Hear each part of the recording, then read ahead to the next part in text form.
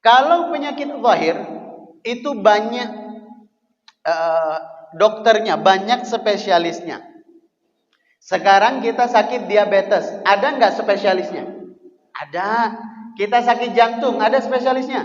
Ada. Apapun, sampai THT. Apa itu THT? Telinga, hidung, tenggorokan, ada. Spesialis kulit, ada. Semuanya ada. Mulai dari ujung rambut sampai ujung kaki, dokter spesialisnya ada. Tapi kalau kita sakit batin, hati kita yang sakit, jiwa kita yang sakit, tidak ada satupun dokter spesialisnya. Nggak bisa kita datang ke dokter nanti malam misalnya, dok, saya punya keluhan. Apa keluhan? Saya itu kalau ibadah nggak ikhlas, dok. Ini gimana cara menyembuhkan? Nggak bisa. Saya punya keluhan, dok. Apa keluhannya? Itu kalau saya sholat ke masjid itu rasanya berat sekali. Nggak bisa, nggak ada obatnya.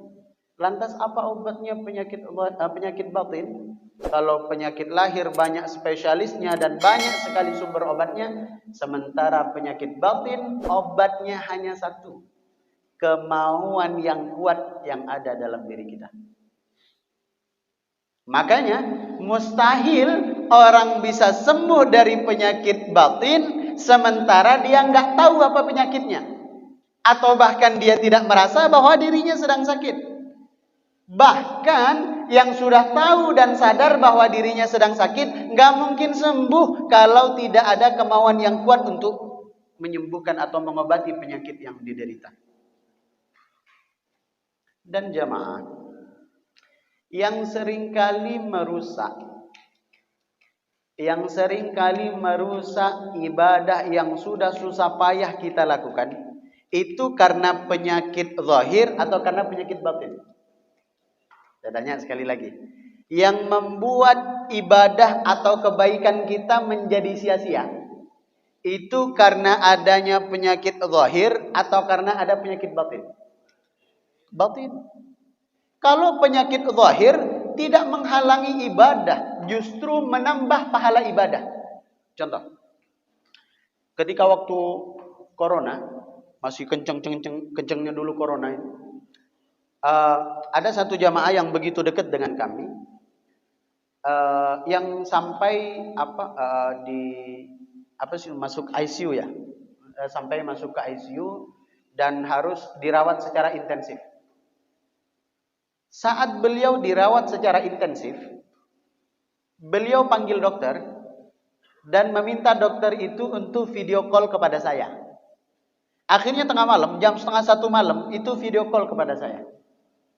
Lagi di rumah sakit, kabel semuanya nempel, selang semuanya nempel. Kemudian beliau nulis, di tulisannya itu, Ustadz, saya wudunya gimana? Karena saya batal dan saya hendak melaksanakan sholat. Pertanyaannya, yang sakit zahirnya atau batinnya? Hanya zahirnya saja, hanya badannya saja. Sakit enggak batinnya? Enggak sakit, buktinya masih keingat sholat. Apakah sakit yang diderita oleh lahirnya itu akan menyulitkan dia melaksanakan ibadah? Loh, enggak menyulitkan, jadi mudah. Kalau nggak bisa wudu, ya udah nggak usah wudu, tayamum. Nggak bisa tayamum, ya udah, sholat dengan keadaan yang begitu. Tetap sah, boleh. Bahkan pahalanya lebih besar. Kenapa? Saat dia dalam keadaan darurat, masih memikirkan ibadahnya kepada Allah. Betapa banyak di antara kita yang sehat, tak terfikir lagi mau beribadah kepada Allah. Padahal sehat. Jadi yang menyebabkan ibadah kita menjadi rusak bukan karena sakit fisiknya, bukan karena sakit lahirnya. Karena betapa banyak orang yang sakit lahirnya tapi batinnya tidak sakit. Ibadahnya tetap lanjut, bahkan semakin semangat. Sampai ada satu jamaah, beliau rajin ke masjid. Kalau kajian subuh itu selalu yang paling depan. Sampai suatu ketika kami nggak nampak beliau dalam beberapa kali pertemuan. Kemudian kami tanya, Bapak ini kemana? Kok nggak nampak pengajian? Pulang kampung atau sakit atau gimana? Sakit Ustaz. Ternyata sakit di rumah sakit Embung Fatimah. Ketika selesai kajian subuh kami ke sana, meleleh air mata. Meleleh air mata beliau. Mengapa? Betapa inginnya untuk melaksanakan sholat fardu berjamaah sebagaimana waktu dia sehat.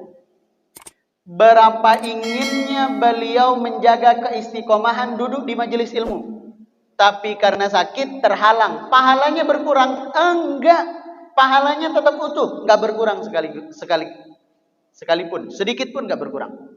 Tapi kalau yang sakit adalah batin kita, maka semua ibadah yang kita lakukan menjadi sia-sia.